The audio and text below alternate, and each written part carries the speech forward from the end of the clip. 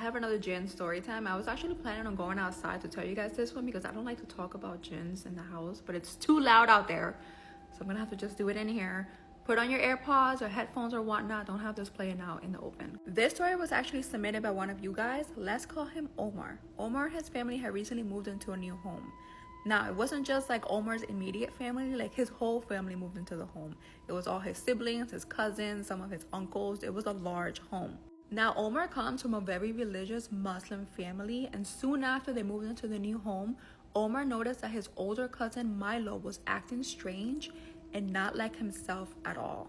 So much so that one day when they were calling for prayer, Milo started to scream and try to like physically fight people. So much so that they ended up having to lock him into one of the bedrooms and waited for like their uncles to show up. When the uncles showed up, 4 of them came. They went into the room and tried to talk to Milo and ask him what was wrong.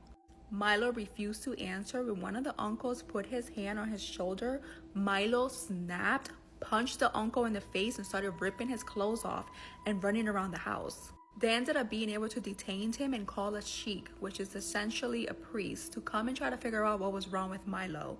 When the sheikh showed up, he confirmed that Milo had been possessed by an evil jinn.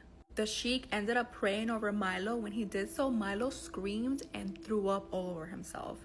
The sheikh ended up having to come back every day and pray over Milo, trying to like get this thing off of him. But no matter what, this jinn would not leave Milo.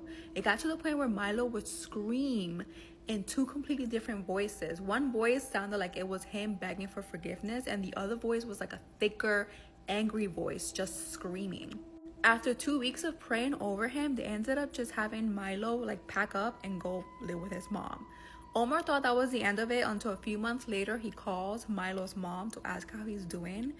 And Milo's mom has absolutely no memory of Milo ever being possessed. No one does. The whole family has 0 memory of it.